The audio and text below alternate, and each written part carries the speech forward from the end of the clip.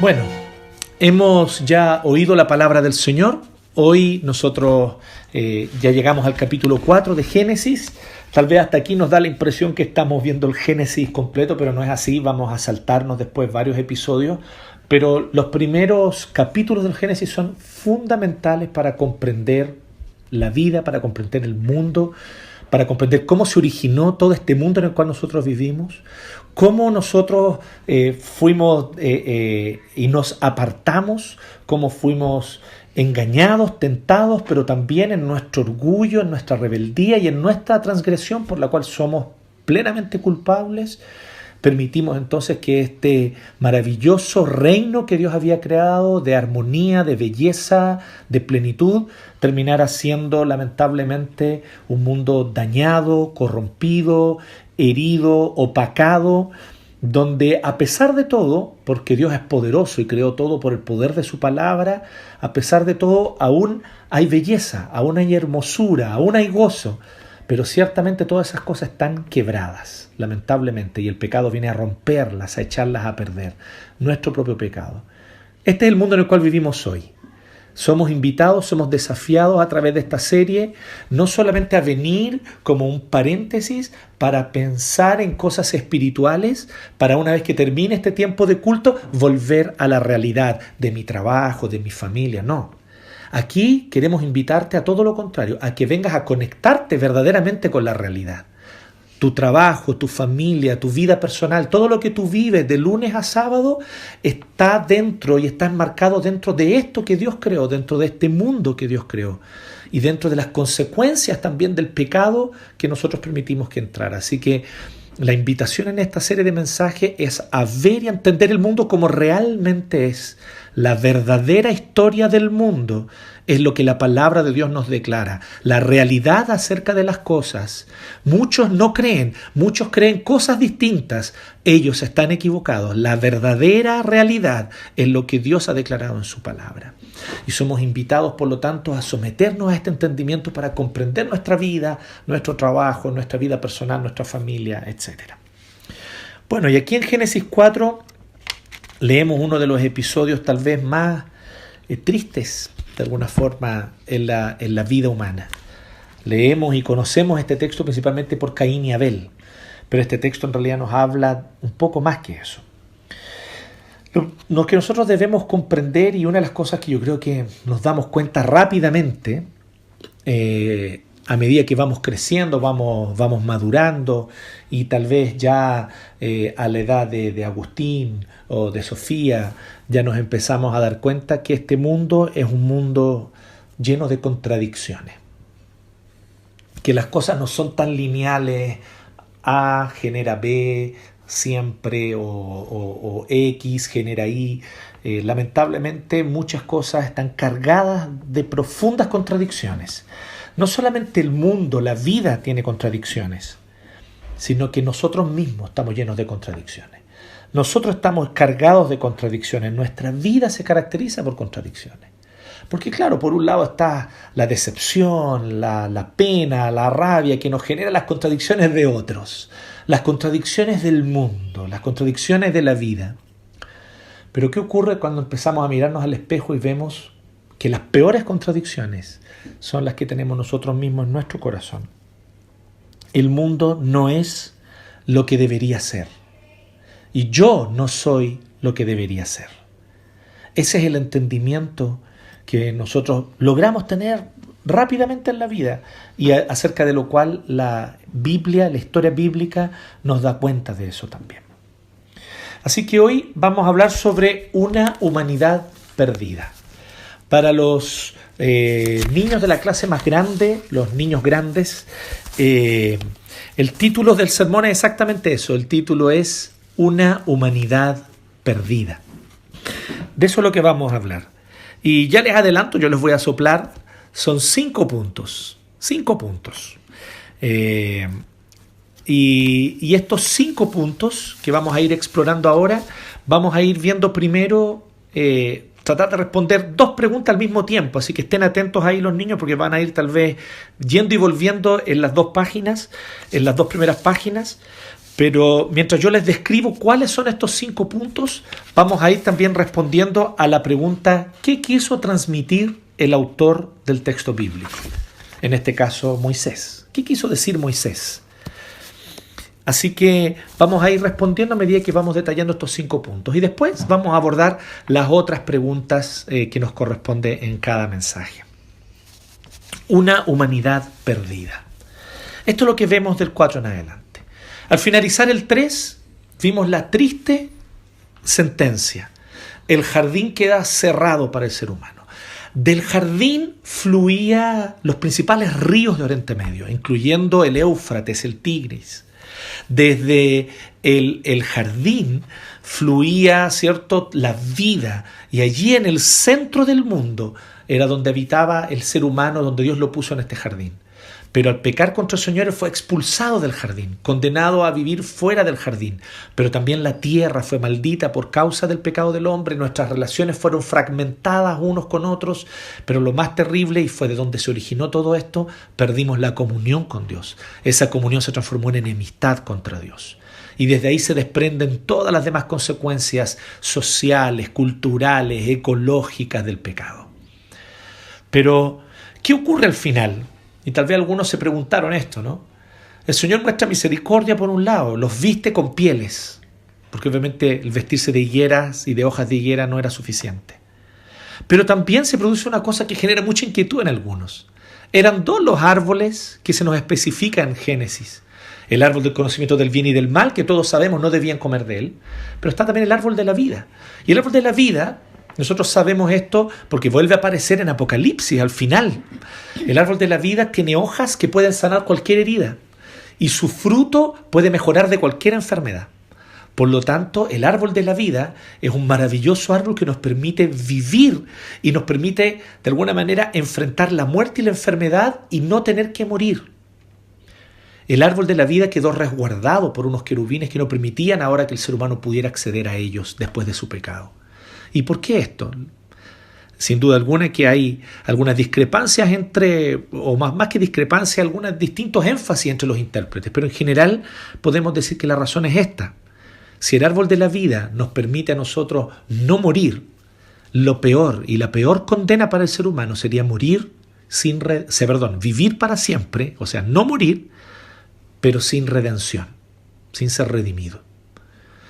Tener vida, vivir para siempre, vivir siglo tras siglo, enfrentando constantemente el dolor, la consecuencia de una vida apartada de Dios, no es vivir en absoluto. Parece un castigo severo o parece una cosa arbitraria de Dios que no les permite el acceso al árbol de la vida. Pero la razón para eso es porque el ser humano, si come de ese fruto, si usa sus hojas para sanarse sus heridas y así no morir, pero sin redención, sin tener un corazón rescatado, sin tener un corazón reconciliado con Dios, en realidad esa vida eterna sería una condena terrible. Dios quiere librarnos de eso. Por lo terrible que sea tener que enfrentar la muerte por lo menos nos obliga a pensar en nuestro destino eterno. La muerte por lo menos nos obliga a pensar cómo está nuestra relación con Dios. ¿Cuántos de nosotros, tú mismo que tal vez estás escuchando este mensaje, no quieres pensar en tu relación con Dios hasta que vas a un funeral? Y ahí te ves obligado a pensar, un día yo voy a morir también y voy a tener que enfrentarme a mi Creador.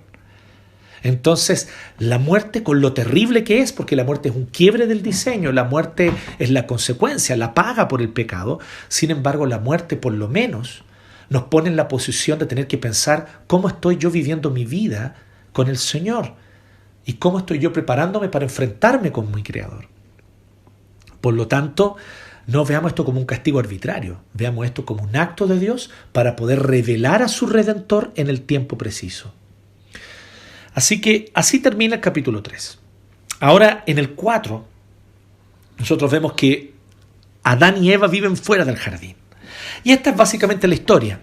La mujer muestra tener esperanza, muestra haber creído en la promesa de Génesis 3:15, porque Dios le prometió que un descendiente de ella vendría para aplastarle la cabeza a la serpiente. Esta es la primera vez que se predica el evangelio de salvación, el evangelio de redención. Es la primera vez que se predica en la Biblia. Pero ¿qué ocurre? Que la mujer cree en esto, pero ella no sabe cuándo va a venir ese descendiente. Ella no tiene idea. Nosotros sabemos, para nosotros es fácil leerlo y decir, oye, pero ese descendiente va a venir muchos siglos después, pero ella no lo sabía. Así que ella tiene un hijo y lo primero que hace es alabar a Dios porque ella piensa que ese hijo es el que va a redimir a la humanidad, que ese es el hijo que va a aplastarle la cabeza a la serpiente. El hombre se unió a su mujer Eva, ella concibió y dio a luz a Caín y dijo, con la ayuda de Jehová, con la ayuda de Yahvé, con la ayuda del Señor, he tenido un varón. Y es muy interesante porque la palabra allí no es la palabra hebrea niñito varón, no es la palabra hebrea niño, porque existe esa palabra en hebreo. Ahí es la palabra hebreo para un hombre ya adulto, para un hombre ya he tenido un varón. Y la idea de esto es la esperanza que ella tiene puesta en su hijo. Ella piensa que este es el que va a aplastarle la cabeza a la serpiente.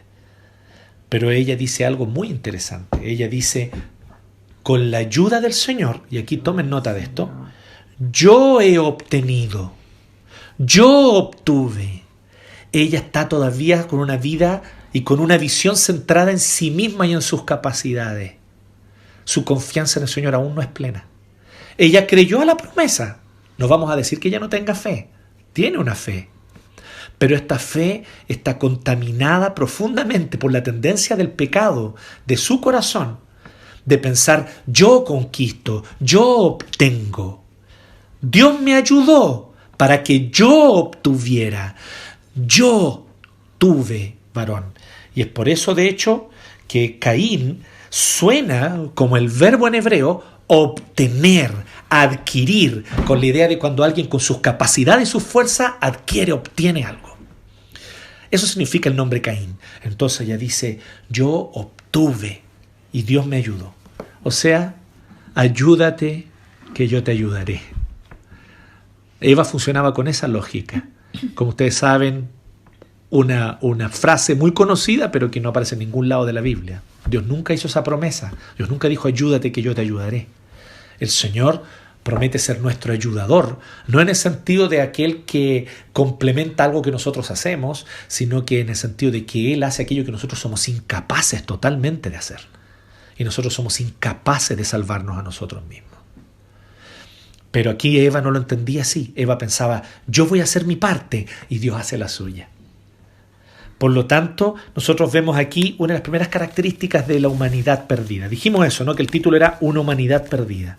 Pues bien, la primera característica de una humanidad perdida es que profesa una fe, pero no confía. Profesa una fe, pero no confía. Qué contradicción, ¿cierto? Profesar una fe sin confianza. Pero es una de las contradicciones que caracteriza a la humanidad desde Génesis 4 y hasta nuestros propios días. Profesar una fe sin confiar, sin descansar, sin anhelar la gracia, sin esperar que la gracia todopoderosa de Dios se manifieste, sino siempre pensando, yo tengo que hacer algo, yo tengo que ponerle un empeño, yo tengo que sumarle algo, la obra de Cristo no es completa, yo tengo que completarla, yo tengo que añadirle.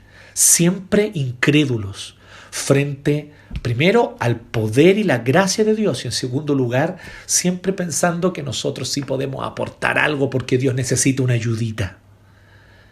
Eso es profesar una fe sin confianza. Y aquí vemos que efectivamente nos muestra Moisés que una de las características de la humanidad es que comenzamos a profesar fe sin confianza. De hecho, miren lo que dice el 2. Fíjense el contraste, cuando vemos el contraste es más claro. Después tuvo a Abel, hermano de Caín, y no dijo nada cuando tuvo a Abel. No se nos dice nada, no hay una alabanza, no hay un homenaje, no hay un agradecimiento a Dios. Simplemente dice, dio luz a Abel, que era el hermano de Caín. ¿Sí? Ustedes saben lo que significa eso, ¿no? Cuando tu hermano es famoso y no tú, entonces dicen, tú eres el hermano de fulano, un poco esa es la idea. Pero además la palabra Abel es una palabra que en el hebreo suena como viento, como vapor, como algo efímero, algo que se desaparece. Eso significa Abel. Por lo tanto, ella lo que dijo es, tuve viento, tuve, ¿cierto?, un vapor. algo efímero. Abel no tiene importancia, no tiene peso, no tiene relevancia para Eva. Eva ha puesto toda su esperanza en su primogénito, en su hijo mayor. Lamentablemente, Eva peca al no comprender los planes de Dios, al no esperar en Dios, al no permitir que el Señor lleve a cabo su plan, al querer ella llevar a cabo su plan. Vemos después la actitud de Caín, ustedes leyeron en Génesis 4, la actitud arrogante, el hecho de que Caín no acepte que, por ejemplo, a él se le diga que algo está mal, porque Dios en ningún aspecto lo rechazó sin opción, todo lo contrario. Le dijo, después más adelante, ¿cierto?, que no se agradó de él y de su ofrenda, pero le da la oportunidad de enmendarse. Le dice, Caín, hiciste esto mal, pero para darle la oportunidad de enmendar. Pero Caín es orgulloso, es arrogante, no es capaz de aceptar las críticas. Si alguien lo critica, él se devasta porque él piensa que él merece todo, que merece lo mejor, reconocimiento. ¿No estará ahí tal vez un trazo de cómo su mamá lo crió? Tal vez estoy especulando aquí un poco, pero ¿no hay ahí un trazo psicológico de alguien cuya mamá lo crió de chiquitito diciéndole, tú eres el mejor, tú eres el más bacán, tú lo mereces todo, tú eres súper especial? Tal vez. Y tal vez eso es solamente una forma más en la cual se confirma lamentablemente esta fe de Eva, pero sin confianza plena en Dios. Es una fe humanista. Es una fe antropocéntrica, o sea que tiene al hombre, al ser humano al centro.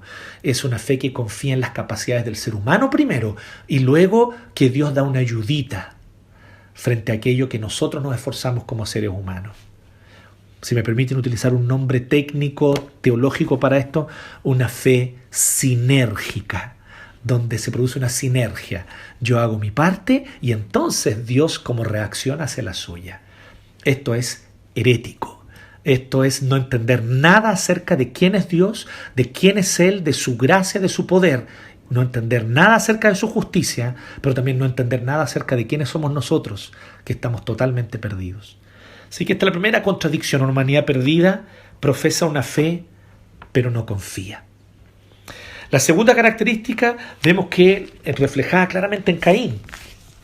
Dice entonces que un tiempo después pasó el tiempo, o pasaron los días, pasaron los años de alguna forma, y llegó un momento en el que Caín presentó al Señor una ofrenda del fruto de la tierra. No nos da más detalles, dice que solamente presentó una ofrenda. Luego dice que Abel presentó al Señor lo mejor de su rebaño. En el caso de Abel destaca que él hizo algo, que Abel presentaba lo mejor de su rebaño. Pero Caín simplemente fue y cumplió con su deber, cumplió con su obligación. Como esa persona arrogante que dice, yo me merezco lo mejor, yo merezco todos los reconocimientos, los aplausos de todo, así que aquí está, entrego cualquier cosa. En cambio, Abel, él busca alegrar el corazón de su Dios. Y él también se goza en dar lo mejor. Así que él va y presenta ofrenda al Señor de lo mejor del rebaño, es decir, los primogénitos con su grasa. Y dice, para que no nos confundamos, el problema no es la ofrenda, el problema no es la cantidad, cuánto dio uno, cuánto dio el otro. El tema ni siquiera es la calidad, de que si era mejor lo de Abel que lo de Caín. Porque incluso eso es solamente secundario, es solo un reflejo, una consecuencia. El texto es súper claro, mire.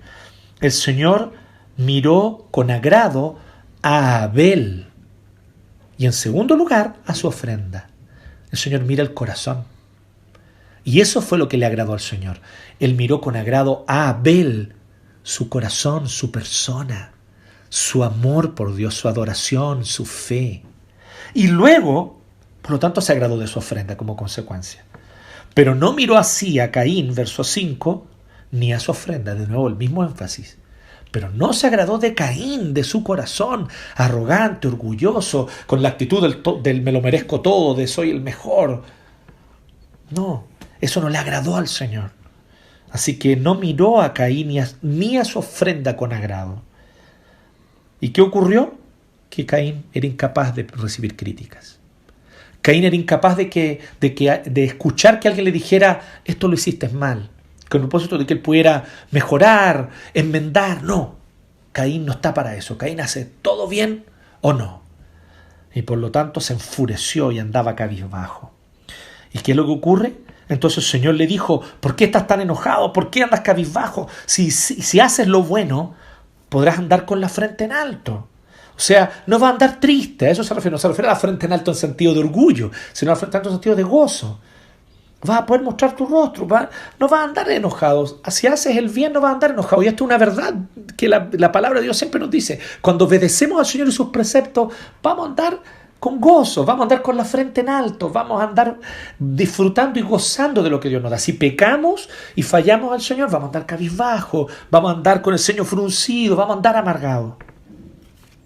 Pero si haces lo malo, el pecado te acecha. Y dice lo siguiente, como una fiera lista para atraparte, traduce la NBI. Pero lo interesante es que dice, el pecado está a la puerta, dice literalmente en el hebreo. Y él se está arrastrando detrás de la puerta. ¿Qué animal es el que se arrastra?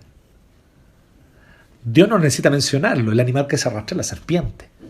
Entonces le está diciendo, ahí está el pecado, ahí está la tentación, ahí está el tentador una vez más. Está detrás de la puerta arrastrándose, está ahí, atrás de la puerta, esperando su oportunidad. Pero a ti te corresponde decirle no al pecado. Es tu responsabilidad. Eso significa esa frase final. No obstante, tú puedes dominarlo. No es una declaración de tú todo lo puedes, eres un campeón. No. Hay que entender bien el contexto y además ser cuidadoso con la gramática en el hebreo. Lo que está diciendo es, a ti te corresponde, es tu responsabilidad. Y eso siempre es así, querido hermano. No podemos llegar y culpar a Adán y a Eva en el jardín. Tu pecado es tu responsabilidad. Cuando tú pecas, es tu responsabilidad. Cuando tú no le crees a Dios y te domina la ansiedad, te domina la incredulidad, te domina la falta de fe y por lo tanto piensas, ¿qué importa? Voy a pecar contra Dios y te lanzas al pecado, lo que tú estás haciendo, por lo tanto, es tu responsabilidad. Debes asumirla, entenderla, comprenderla y arrepentirte. Esa es la esencia del arrepentimiento, que somos responsables por nuestro pecado, que yo no puedo culpar a otros, a la vida, a las circunstancias, a mis padres, a la sociedad, al sistema económico. No, mi pecado es mi responsabilidad. Por lo tanto, a ti te corresponde, dice Dios, aquí es Dios mismo diciendo, tu pecado es tu responsabilidad. El tentador está allá a la puerta, a ti te corresponde dominarlo. ¿Y qué hizo Caín? Conocemos lo que continúa. Caín le dijo a su hermano un día, y habló con su hermano Abel, lo llamó, y mientras estaban en el campo, Caín atacó a su hermano y lo mató. ¿Qué es lo que nosotros vemos aquí, entre el 3 y el 8? Vemos una segunda característica de una humanidad perdida. La segunda característica es que rinde culto. ¿Se fijaron cómo Caín y Abel iban a rendir culto y adoraban los dos? No dice que solo Abel, dice Caín y Abel. Y Caín incluso entabla una conversación con Dios. O sea, él conoce al Señor. Hay una conversación, hay un diálogo. El Señor no se ha quedado en silencio. Sigue revelándose y sigue hablando. Aquí no podemos decir, ahora ellos cayeron en un desierto sin ninguna condición y Dios ya no les hablaba. No, no era así. A pesar de que perdieron todos los privilegios del jardín y a pesar de que la humanidad se vio tristemente oscurecida por el pecado, sin embargo, Dios seguía estando allí, seguía hablándoles. Y antes de que Caín cometa su pecado, Dios le advierte, Dios le habla, Dios lo confronta, le dice, cuidado, el pecado está a la puerta, pero a ti te corresponde decirle no a la tentación. Pero Caín no hizo eso, Caín no resistió la tentación y se deja llevar por el deseo de su corazón, se deja llevar por el engaño de la serpiente también. Así que lo que vemos, esta segunda característica, que es la humanidad perdida, rinde culto, pero no ama. Rinde culto sin amor. ¡Qué contradicción! Porque adorar es amar. Adorar es una de las formas, si no la más sublime, de amar. Y por lo tanto, cuando aquí nos muestra el texto que la humanidad perdida rinde culto sin amar, y eso es lo que vemos, o sea, él tiene profundo odio hacia su hermano Abel, que no le hizo siquiera nada malo a él. Simplemente lo que Abel hizo fue que, como fruto de su fe, dice Hebreos capítulo 11, el Nuevo Testamento inspirado por el Espíritu Santo nos trae luz sobre este texto, dice que Abel por su fe ofreció mejor sacrificio que Caín. Por su fe. Él no estaba diciendo voy a hacerlo mejor que mi hermano. A Abel no le importaba hacerlo mejor que nadie. Abel no quería demostrarle nada a nadie. Abel no estaba interesado en que los demás le dieran ningún tipo de reconocimiento. Abel solo amaba a su Dios con un corazón con fe. Y esto le dio rabia a Caín. Por lo tanto, vemos que en Caín no hay amor. Y cuando tú no amas a tu prójimo, cuando tú no amas a tu hermano, cuando tú no amas a aquel que piensa y actúa distinto a ti, pero que es imagen y semejanza de Dios, piensa distinto, mantiene opiniones diferentes. Tal vez incluso algunas de las cosas que esa persona hace o dice son profundamente pecaminosas y blasfemas, no lo voy a negar. Pero cuando odias a tu prójimo, cuando odias a tu hermano, entonces tú estás aborreciendo a Dios, porque el hombre y la mujer somos imagen y semejanza de Dios. Qué profundo esto. Ahora pensemos en esto. Pensemos en contra quién has expresado profundo odio en este último tiempo. Contra quién tú tienes solo prejuicios, palabras de condenación, reproche y queja, y ningún reconocimiento de nada positivo. Contra qué tipos de personas tú te manifiestas siempre abiertamente con las peores expresiones posibles, dando rienda suelta al pecado de tu corazón. Porque aborrecer al prójimo es no amar a Dios. Somos creados a imagen y semejanza de Dios.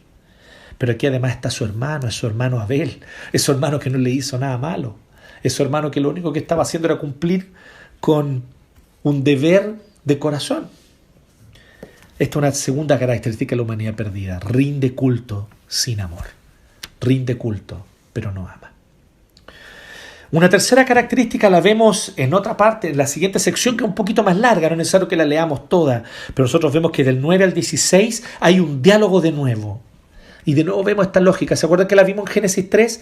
Dios hace rendirle cuenta a la humanidad. Dios los llama y los hace responder. Es tremendo esto. Porque esto es una manera en la que Dios mismo está demostrando que creó al hombre a su imagen y semejanza. Así que el hombre es capaz de responder por sus actos. Es responsable por sus actos. Y aquí entonces dice, ¿quién le pregunta en el 9? ¿Dónde está tu hermano Abel? No lo sé, respondió. ¿Acaso soy yo el guarda de mi hermano? Evidentemente él ya comienza a mentir. No lo sé. Entonces, ¿qué es lo que vemos? Caín comienza a ser con propiedad descendiente, simiente de la serpiente. Caín ahora actúa como la serpiente, habla como la serpiente, es simiente de la serpiente. Entonces, lo que decía Génesis 3:15, que iba a haber una simiente de la serpiente, una simiente de la mujer, no solamente se refiere al actuar de Satanás en el mundo, sino también a todos aquellos que, seducidos por Satanás, actúan conforme a los valores, principios y preceptos de Satanás. Y los principios de Satanás son bien característicos. La mentira es uno de ellos. Satanás es padre de mentira y siempre cuando habla miente. La segunda de ellas, de segundas características, es la rebelión. La rebeldía es característica satánica. La sumisión es característica del Hijo de Dios. El gran tema es que nosotros somos llamados como creyentes a rebelarnos contra el pecado y contra la maldad.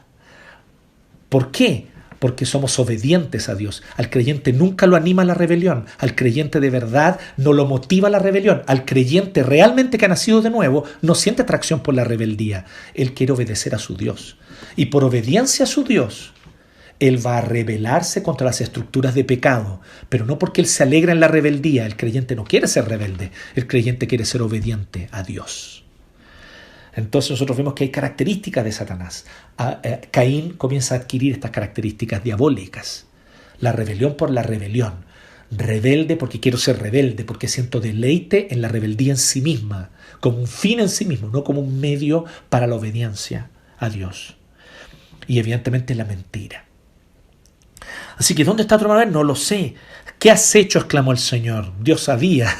¿Por qué le pregunta? De nuevo, igual que en Génesis 3. Dios no le pregunta porque no sepa. Dios le pregunta porque quiere que reflexione, quiere que piense en lo que ha hecho, quiere que tome conciencia de su pecado. Ese es el sentido de la pregunta. La pregunta no es, oye, no lo sé, quiero preguntarte. No. Caín, ¿qué has hecho? ¿Dónde está tu hermano? Desde la tierra la sangre de tu hermano clama por justicia. Por lo tanto, ¿qué hizo Caín? Caín, de la manera más neoliberal, él quiso eliminar la competencia. De una manera brutal quiso eliminar la competencia.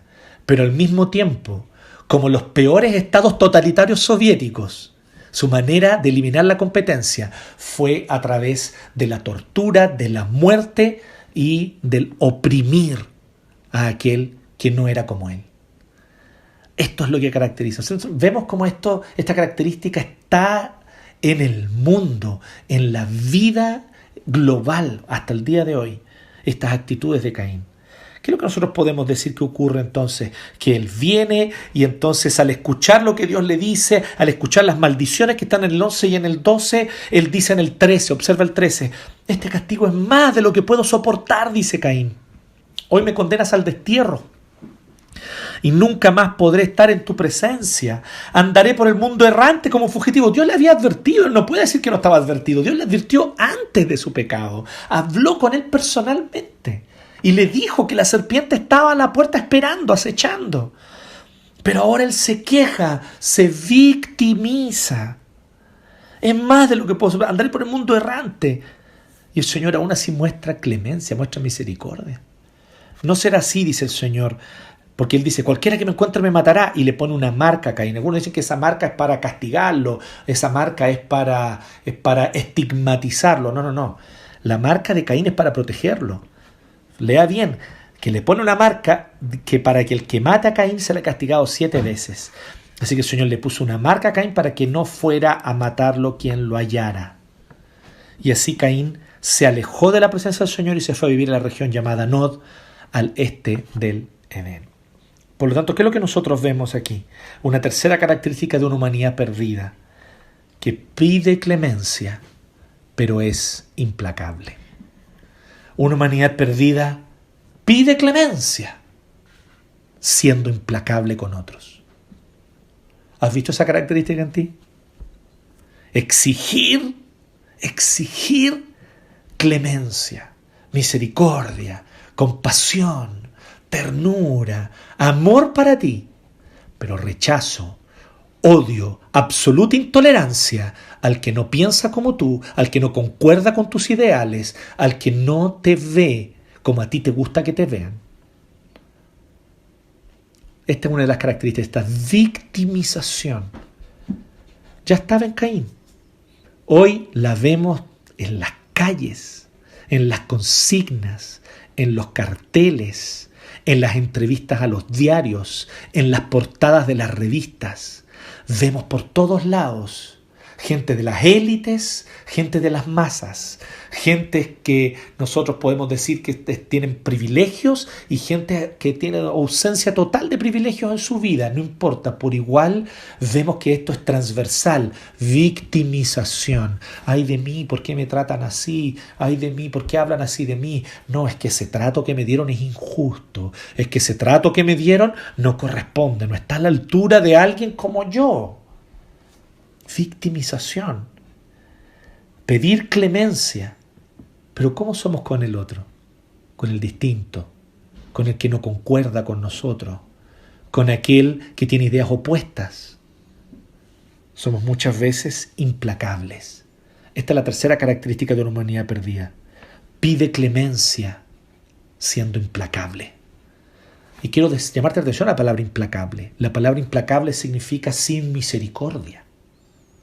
Sin misericordia, que solo sabe exigir, clamar y demandar justicia, obviamente contra los demás. Porque si quisiéramos justicia contra nosotros mismos, lo justo es que nosotros ni siquiera deberíamos estar aquí.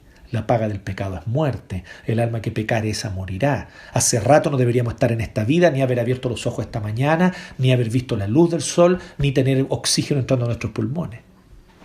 Pero si vivimos es por clemencia. Si aún estamos con vida es porque Dios ha tenido compasión y misericordia. Pero no, nosotros no queremos compasión y misericordia hacia el otro. Para nosotros nomás la queremos. Esta característica tan humana que en este tiempo, además en esta generación, se muestra y se hace gala de ella de manera tan evidente. Exigir compasión, exigir piedad, exigir misericordia. Para mí, pero exigir justicia, implacabilidad. Si tú lees con atención el Nuevo Testamento, es uno de los frutos, una de las obras de la carne. Así como está el fruto del Espíritu, están las obras de la carne. Y una de las obras de la carne es esa, ser implacables. Y en la lista que el apóstol Pablo habla de los pecados de la humanidad, en Romanos capítulo 1, uno de los pecados que él menciona ahí es implacables. Ser implacables, una de las características de una humanidad perdida. Él fue implacable con su hermano. No le dio ni una oportunidad. En el campo se levantó contra él y derramó su sangre y mató a su propio hermano. Hasta el día de hoy, hermanos matan a hermanos. Hasta el día de hoy, cada vez que un ser humano mata a otro, es Caín matando a Abel. Es un hermano matando a su hermano. Porque somos todos imagen y semejanza de Dios, creados por el mismo Señor, hermanos como raza humana que somos. Somos una sola raza, la raza humana. Amarillo, rojo, negro, blanco. Somos una sola raza humana, una sola gran familia. Y cada vez que hay homicidio, hay también, junto con eso, fratricidio. Estamos matando a nuestro hermano. Así que esa ser implacables, esa implacabilidad, lamentablemente, caracteriza a la humanidad perdida. En cuarto lugar, vemos otra sección larga aquí del 4. Dice que después que él se fue a habitar a la región de errante, a la región de Nod, dice en el 2, no se preocupe, ¿sí? Lo que se cae, se cayó, ¿no? Aquí, lo que nosotros vemos, como desde el 17, dice que Caín se unió a su mujer, la cual concibió y dio a luz a Enoc. No sabemos cuánto tiempo pasó. Esto es un tanto irrelevante. Muchos dicen, ¿y con quién se casó Caín? No importa, porque pueden haber pasado 100, 200 años. Recuerden que en ese tiempo, y lo muestra claramente el capítulo 5, las personas vivían 700, 800, 900 años. Y tal vez pasaron 50 años, tal vez 100 años, y tal vez se casó con una sobrina, tal vez se casó con una hermana, porque en ese tiempo y en ese contexto no había la restricción con respecto a casarse entre hermanos, porque la humanidad tenía que reproducirse. Lo importante aquí, sin embargo, es otra cosa, es que Caín tuvo un descendiente, tuvo un primer hijo, que se llamó debilidad, fragilidad. Eso significa Enoc, ¿cierto? Entonces dice que él entonces tuvo este hijo y así Caín se alejó de la presencia del Señor, dice, se unió a su mujer y entonces construyó una ciudad y le puso el nombre de su hijo. Dice que después Enoc tuvo otro hijo, Irad, después él tuvo a Mehujael, este a su vez fue el padre de Metusael, Metusael fue el padre de Lamec, y con Lamec nosotros vemos que la maldad comienza a aumentar. Nosotros vemos la idea que está diciendo aquí, no nos da más detalles entre Caín y Lamec, pero claramente es como que la maldad fue aumentando en esta descendencia. Esta simiente de la serpiente se fue volviendo cada vez más implacable, cada vez más cruel, cada vez más pecadora. Y esto es lo que nosotros vemos, porque dice entonces que Lamec fue el primero que rompió el diseño de Dios para la vida matrimonial. Lamec tomó 2 mujeres. Dios no le creó 2 Evas a Adán. Dios estableció el diseño de un hombre y una mujer unidos en pacto perpetuo como la base y el sustento no solo de la familia, sino de la sociedad. Pero aquí Lamec viola ese principio. Por un lado vemos lascivia, concupiscencia de tomar a 2 mujeres, pero también vemos deseo de poder, porque tomar a 2 mujeres es poder ir teniendo descendencia al doble. En vez de ir teniendo un hijo cada vez, puede ir teniendo de a 2 hijos cada vez al tener a 2 mujeres. Por lo tanto, él puede extender su poder y su influencia y conquistar más territorio para su clan. Entonces, Lamec tiene concupiscencia, ven como el deseo de poder. Y aquellos que se sienten poderosos, generalmente también eso está asociado con la concupiscencia, con el pecado de la lascivia, de mirar a la mujer como objeto, de pensar que puedo poseer a la mujer y darle rienda suelta al deseo sexual, porque en el deseo sexual también está allí el deseo de poder. Freud habló de eso claramente, solamente para redescubrir una verdad que ya la Biblia daba cuenta de ella desde el Génesis. Lo que nosotros vemos aquí es que Lamec tuvo 2 mujeres, Ada y Silá, y que entonces tuvo varios descendientes, y destaca algunos de ellos, a Jabal, que fue el antepasado de los que viven en tiendas de campaña y crían ganado, o sea, Con él se inició el trabajo de la ganadería de la manera, por así decirlo, como gremio, de una manera más profesional. Dice que Jabal tuvo un hermano que se llamó Jubal, que fue antepasado de todos los que tocan el arpa y la flauta. Por lo tanto, aquí nosotros vemos a alguien que se empezó a desarrollar como músico y empezó a desarrollar la labor de llevar a cabo el oficio musical. Y por su parte, Sila dio a luz a Tubal-Caín, que fue herrero y forjador de toda clase de herramientas de bronce y de hierro. También aquí hay desarrollo, por lo tanto, tecnológico, bronce y hierro. Así que Tubal-Caín tuvo una hermana que se llamaba Noamá. Entonces, ¿qué es lo que nosotros vemos? Vemos que la humanidad no deja de perder los aspectos social y cultural del pacto. Hablamos de que el pacto tiene 3 aspectos: espiritual, social y cultural. Y si bien el aspecto espiritual, que es la raíz, está roto, está torcido, porque en vez de tener comunión con Dios tenemos enemistad con Él, sin embargo no perdemos la capacidad de desarrollar el pacto matrimonial. Caín tuvo una mujer en algún punto de su vida, tal vez pasó mucho tiempo solo, pero años después pudo conocer a alguien y casarse y tener descendencia. Así que él lleva a cabo el pacto social. Pero también él lleva a cabo el pacto cultural o el mandato social y el mandato cultural del pacto. Y es cuando él construyó una ciudad, desarrollando así la cultura.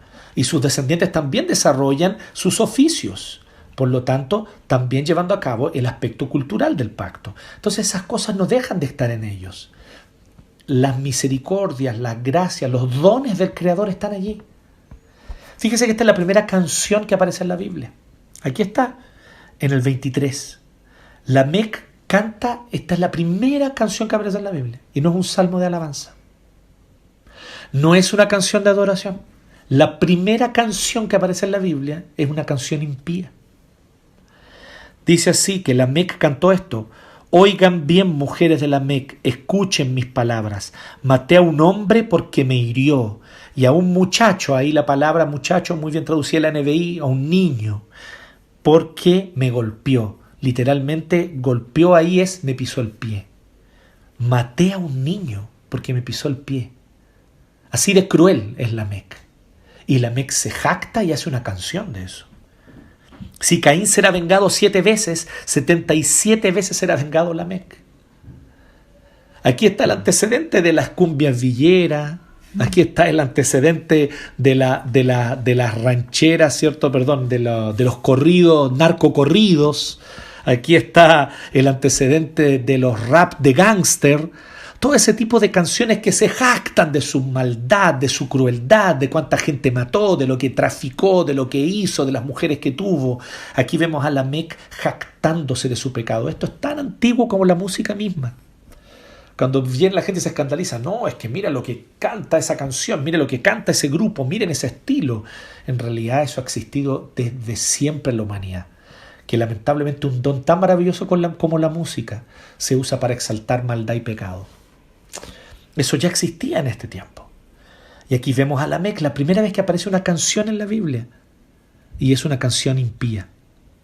¿Qué es lo que nos quiere mostrar aquí Moisés? ¿Qué es lo que nos está mostrando? Nos está mostrando que a pesar de lo impío que es la canción, de lo impía que es la canción, sigue teniendo dones que son dones del Creador. Entonces toda esta sección nos muestra hasta el 24 una cosa muy interesante, que es la 4ª característica de una humanidad perdida. Solo recordando las primeras 3. Una humanidad perdida profesa una fe, pero no confía. En segundo lugar, rinde culto, pero no ama. En tercer lugar, pide clemencia, pero es implacable. Y aquí en cuarto lugar, disfruta los dones del Creador, pero se endurece contra Él. Disfruta los dones del Creador, pero se endurece contra Él. Y vemos que eso es claro. Un querido amigo cuenta que en un contexto en el cual le corresponde vivir y evangelizar y predicar la palabra es un contexto muy difícil porque es un contexto social y cultural donde la gente tiene bastante, donde tiene mucho bienestar. Y muchos de ellos están bien económicamente. Él está trabajando, sirviendo al Señor y predicando en uno de los países de Europa. Y mucha gente le dice, ¿y para qué voy a necesitar a Dios yo? Si ya no me falta nada. Dios es para la gente pobre, ignorante, los que no tienen las cosas que yo tengo. Así se vuelve el corazón humano. Porque todo ese bienestar que tienen fue Dios quien se los dio. Fue Dios quien se los concedió. Fue Dios quien permitió el desarrollo cultural, político, económico, que les permitiera a ellos disfrutar de esos bienes y de ese bienestar. Pero hoy se levantan y vociferan contra ese Señor que les dio todo. Contra esa fe cristiana que permitió, de hecho, que disfrutaran las libertades y el bienestar que hoy pueden disfrutar. ¿No es esa una de las características de la raza humana? Que disfrutando los dones del Creador, usa esos mismos dones para blasfemar contra Él, para cometer actos de crueldad unos contra otros, para dar rienda suelta a su concupiscencia, a su pecado y a sus deseos, para venir y ejercer poder, opresión contra otros. Lamentablemente, ese es otro sello de una humanidad perdida. Disfruta los dones del Creador, pero se endurece contra Él. La descendencia de Caín es la simiente de la serpiente. Sin embargo, siguen siendo los seres humanos creados a imagen y semejanza de Dios. No han dejado de ser seres humanos creados a imagen y semejanza de Dios. Así que desarrollan el aspecto social del pacto. Tienen la bendición de casarse y formar familia. Desarrollan el aspecto cultural del pacto. Tienen la bendición de poder desarrollar dones, talentos, vocaciones. Y en este contexto, sin embargo, se endurecen contra el Señor. Disfrutando los dones del Creador, se endurecen contra Él. ¡Qué contradicción! ¡Qué contradicción! Que hombres brillantes usen toda su brillantez y su inteligencia y toda su capacidad intelectual para negar a Dios cuando esa capacidad intelectual les fue dada por el Creador. Qué irónico que el propio aliento que Dios nos dio por gracia lo usemos para negarle a Él o negar su existencia. Así es la característica del ser humano, lamentablemente. Y esto es la cuarta característica de una humanidad perdida. Pero el texto no termina aquí. Esta historia termina con los últimos dos versículos, 25 y 26. Adán volvió a unirse a su mujer y ella tuvo un hijo al que llamó Set. Aquí no estamos haciendo un orden cronológico. Avanzó con toda la descendencia de Caín y nos contó hasta el punto de Lamec y sus hijos. Termina con el canto de Lamec, esa parte. Y luego entonces es como que el narrador dijo: pero mientras tanto, mientras Caín se iba a la tierra de Nod a vivir errante y solo, o sea, en aquella época, cuando recién Caín había cometido el pecado de matar a su hermano Abel y se había arrancado de la presencia del Señor, por aquella época resulta que Adán volvió a unirse a su mujer. Debe haber habido un periodo de mucha decepción, de mucha tristeza. Muchos dicen, y con razón, porque esto es así de hecho, que una de las peores cosas que puede ocurrirle a un matrimonio es tener que vivir juntos la pérdida de un hijo. Y que o esto los hace más fuertes o esto termina por destruir su vida matrimonial. Y por alguna razón, Adán y Eva, que más encima habían puesto toda su esperanza en Caín, y que tal vez no mostraban tenerle mucha fe a Abel, se dieron cuenta tarde que Abel era aquel que tenía fe y no Caín. Así que la decepción, los reproches, el culparse al uno al otro, tal vez estuvieron allí. Tal vez un largo tiempo sin querer acariciarse, un largo tiempo sin querer verse, un largo tiempo sin que hubiese un diálogo gozoso y amoroso y tierno entre ellos, sino reproches solamente, quejas, el uno contra el otro. Pero llegó un punto donde eso, a pesar de todo ese escenario oscuro, eso paró. Y dice que Adán volvió a unirse a su mujer. Y al unirse, ella tuvo otro hijo, al que llamó, presta atención al nombre, Set. Set, que en hebreo significa conceder, concedido, como un regalo. Aquí no es como Caín, adquirido, yo lo conquisto, yo lo adquiero. No, no es Caín, el nombre es Set, concedido, me fue dado. Yo no hice nada para merecerlo, Dios me lo dio, es gracia. Set, porque dijo, Dios me ha concedido otro hijo. No dijo ahora, yo tuve un hijo y Dios me ayudó. No, esta vez ella entendió la gracia, por fin. Eva creció espiritualmente. Dios me ha concedido otro hijo. Y miren cómo creció espiritualmente. ¿En lugar de quién? Ella no dice en lugar de Caín. ¿En lugar de quién? En lugar de Abel. Porque ella se dio cuenta que era Abel el que tenía fe. En lugar de Abel, al que mató Caín. no deja de negar que tuvo un hijo que se llamó Caín y que lo amó, y sin duda alguna que lo amó, como toda madre ama a su hijo. Pero ella reconoce que si Set viene a sustituir a alguien, que si Set viene a darle continuidad a una descendencia que honra a Dios, entonces ciertamente él viene a darle continuidad al trabajo de Abel, al papel de Abel en esta historia, no al papel de Caín. Porque el papel de Caín ya sabemos cuál es. El papel de Caín es dejarse seducir por la serpiente y pasar a ser la simiente de la serpiente de aquí en adelante. Vuelvo a decir, sigue siendo imagen y semejanza de Dios, pero es la descendencia, la simiente de la serpiente.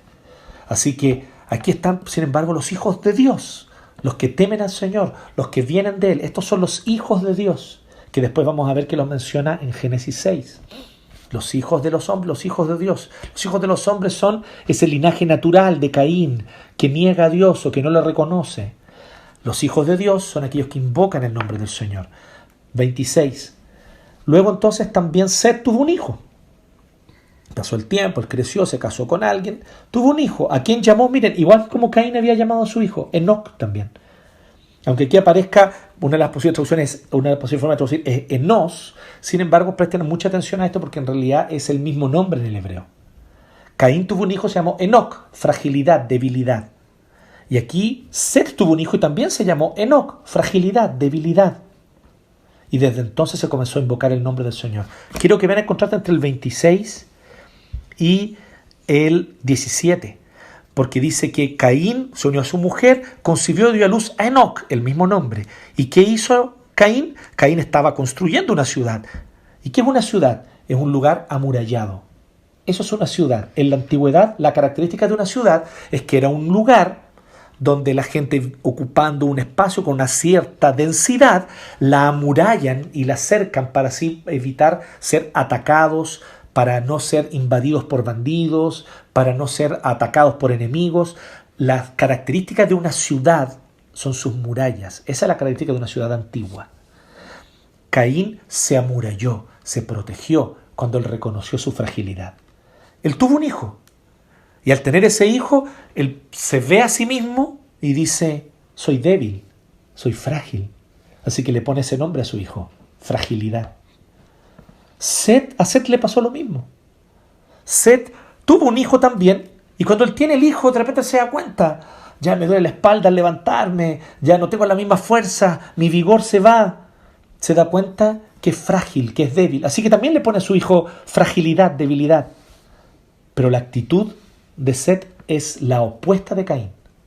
Caín, cuando se da cuenta de su debilidad, ¿qué hace? Trata él de resolver su propio problema por sí mismo. Se amuralla. ¿Qué hace Set cuando tiene a su hijo y reconoce su fragilidad y su debilidad? Comienza a invocar el nombre del Señor. Comenzó a rendirle culto a Jehová. Se dio cuenta que nada, ni nadie, ni ninguna característica, ni poder humano podía protegerlo. Que él necesitaba al Señor. Que tenía que aprender a depender del Señor. Que tenía que aprender a vivir su vida con Dios. Que eso era lo que él necesitaba. Por lo tanto, él comenzó a invocar el nombre del Señor. Y aprender a invocar el nombre del Señor, la idea ahí es de rendir culto, de hacer un culto público. Se empezaron a reunir como familia, como nosotros estamos haciéndolo ahora, tal vez en nuestras casas. Y esta familia tal vez no eran tan grandes, tal vez eran familias, ¿cierto? No era todavía un pueblo, pero esta familia comenzó a invocar el nombre del Señor. Y entonces, cada séptimo día se reunían y guardaban el día del Señor e invocaban su nombre. Así se comenzó a invocar el nombre del Señor, desde ese punto en adelante, reconociendo que somos débiles, que somos frágiles. ¿Qué vemos en el 25 y 26? Vimos 4 características de una humanidad perdida, ¿cierto?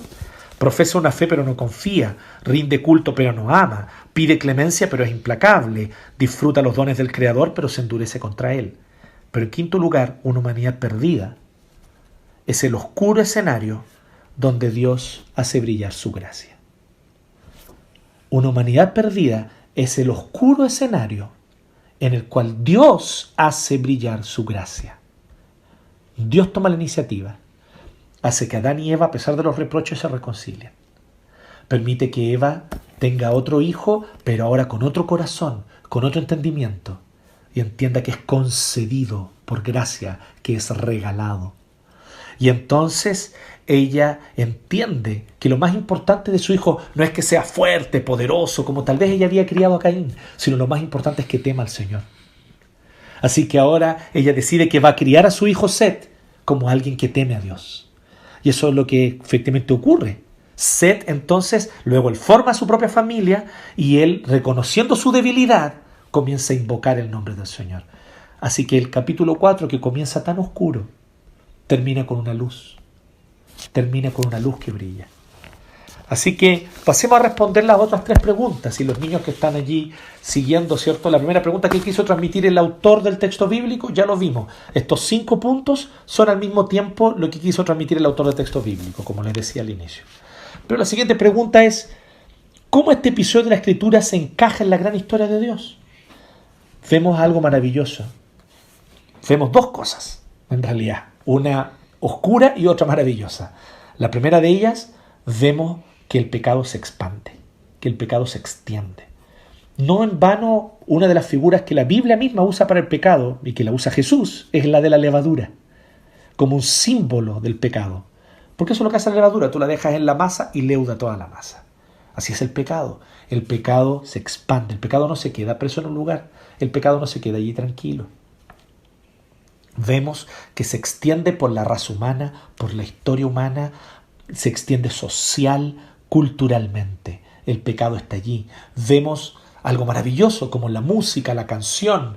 Vemos que se eleva, que hay alguien que desarrolla arpa, flauta, que desarrolla la música. Pero vemos que la música es usada para exaltar la maldad y la crueldad de un hombre. Vemos estas contradicciones porque el pecado se expande. Así es el pecado. Pero también vemos que se encaja en la gran historia de Dios porque vemos que aunque el pecado se expanda, la luz de esperanza que Dios hace brillar por su gracia siempre ilumina. Amén. Aunque haya oscuridad, la luz de la gracia brilla. Aunque la situación se vea sin salida, Dios abre una puerta y abre una salida. Siempre ha sido así en la historia de la humanidad. Aunque todo se vea oscuro ahora, chiquillos, aunque se vea que la cosa está difícil, COVID-19, un sistema global de gran injusticia, que parece más bien extender la injusticia más que extender la prosperidad, que parece en realidad dañar a tantas personas. Vemos nosotros también actitudes de gobernantes que deberían tomar la iniciativa y liderar para el bien común del pueblo, que en vez de eso están simplemente aferrados a su orgullo sin importarle el gran daño y las muertes que puedan ocurrir. Vemos muchas cosas dolorosas y vemos por otro lado a muchos gobernantes confundidos que tal vez quisieran hacer lo correcto, pero son incapaces de pensar más allá, porque el pecado también afectó nuestras capacidades intelectuales.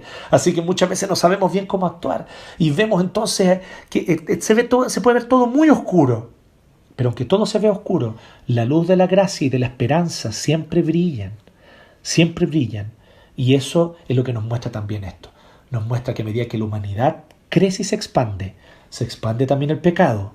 Pero esto le da más oportunidades a la gracia de Dios para que brille en distintos contextos, en distintos lugares y de distintas maneras. No en vano el apóstol Pedro en el Nuevo Testamento llama a la gracia de Dios la multiforme gracia de Dios, porque se manifiesta de distintas formas en distintos lugares. ¿Cómo este episodio revela a Cristo, nos habla de su venida?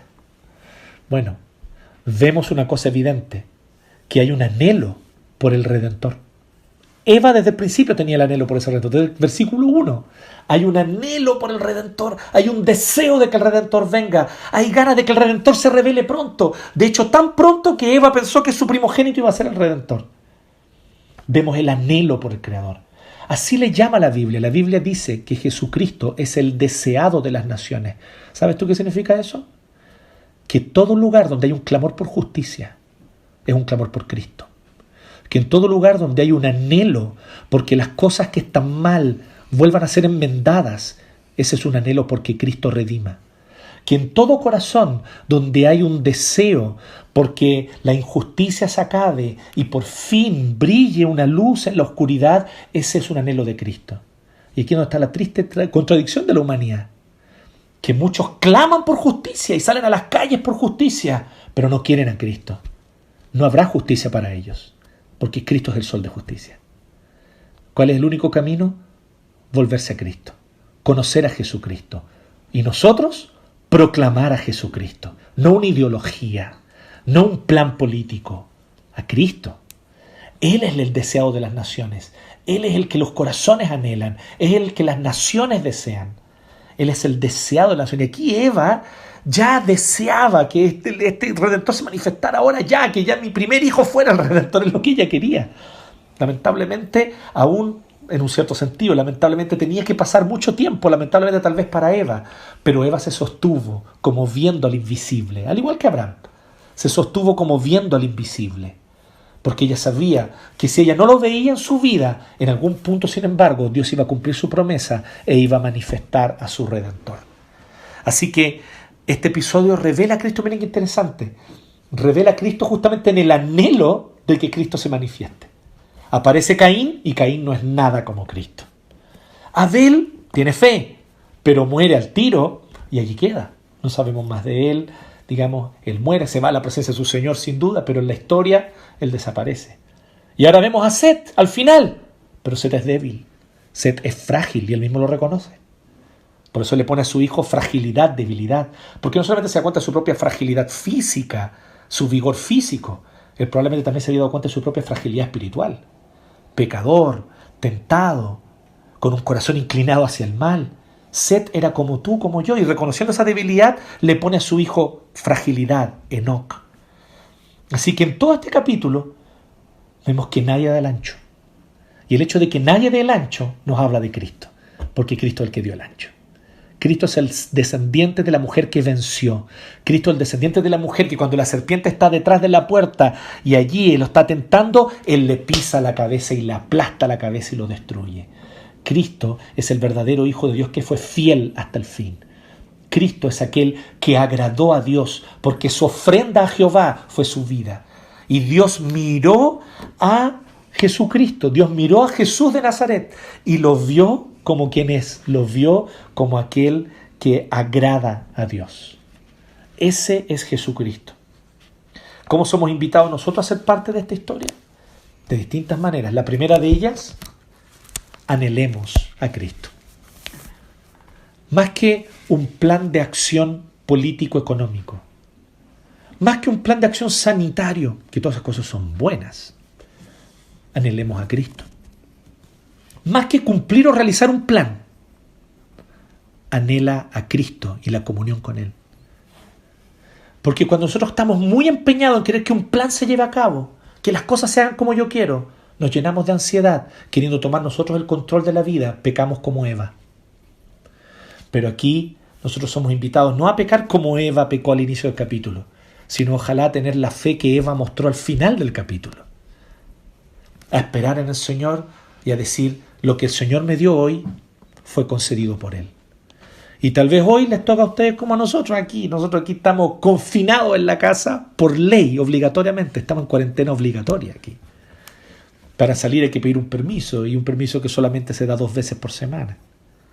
Y tal vez una situación difícil, compleja, y tal vez no hay mucho para decir gracias Señor, porque somos cortos de vista, ingratos. Pero si miramos con atención hay mucho que agradecer. Hay mucho que decir el Señor nos ha concedido, el Señor nos ha regalado. ¿Cuántas cosas Dios te ha concedido? Cuenta tus bendiciones. La ansiedad crece como la levadura en el corazón que no sabe agradecer los dones de Dios hoy. Agradece lo que Dios te ha dado hoy, esta mañana al abrir los ojos. Luz, alimento, abrigo, un techo. ¿Qué es lo que el Señor hoy te ha concedido? Agradece al Señor por lo que Él te ha concedido. Ese es el llamado para nosotros. Somos invitados a ser parte de esta historia anhelando y deseando al Creador, al Redentor, perdón. Y con esta ventaja, que ya sabemos quién es este Redentor. Ya se manifestó en la historia. Es Jesús de Nazaret. Él venció allí donde Caín fracasó. Él venció y aplastó la cabeza de la serpiente, no se dejó seducir por ella. Él también ofreció la ofrenda perfecta, no solamente la ofrenda de lo que Él llevó y le entregó a Dios, sino su propia vida que fue ofrenda para el Señor. Por lo tanto, así que antes que se nos quede dormido Agustín, entonces vamos ya cerrando. pensando en cómo nosotros somos invitados a ser parte de esta historia, cómo nosotros somos invitados a ser parte de esta historia, anhelando al Señor, anhelando al Creador y recordando esto que es lo más importante, ¿cierto? Recordando esto a lo que llega al final del capítulo 4. No importa cuán oscura se vea la situación, querido hermano, querida hermana, no importa cuán oscura se vea la circunstancia, la luz de la gracia va a brillar allí. Y mientras más oscura la circunstancia, más oportunidad para que la luz de la gracia brille. Amén. Espera en Él, confía en el Señor. Él a su tiempo hará brillar su gracia, su esperanza por ti y por mí. Y esa esperanza tiene nombre, Jesucristo. Amén. Espera en Él, anhélalo a Él. Amén. Amén. Oremos. Gracias te damos, Señor, por tu palabra. Gracias, Señor, porque tú nos permites en esta mañana de domingo poder alabarte, escuchar tu palabra y una vez más recordar que tenemos que anhelarte a ti. Gracias por el plan que llevaste a cabo en la historia, porque es un plan perfecto y hoy somos privilegiados. Tenemos el privilegio enorme de conocer al Redentor, de saber quién es Jesús de Nazaret, que nació en Belén Efrata, aquel que anduvo entre nosotros, sanó enfermos, predicó el Evangelio, murió en la cruz, resucitó al tercer día. Gracias, Señor, por el privilegio de vivir estos tiempos privilegiados de la historia, donde sabemos quién es este descendiente de la mujer que pisó la cabeza de la serpiente. Anhelamos en Jesucristo, anhelamos su reino de justicia, anhelamos que pronto vuelva Jesús y elimines por fin toda corrupción, termines con toda enfermedad, termines con toda injusticia e inaugures tu reino perfecto en una nueva creación, nuevos cielos y nueva tierra, donde lo más maravilloso de todo es que podremos verte cara a cara, tener comunión contigo. Gracias, Señor, en el nombre de Cristo Jesús, nuestro Redentor, oramos. Amén.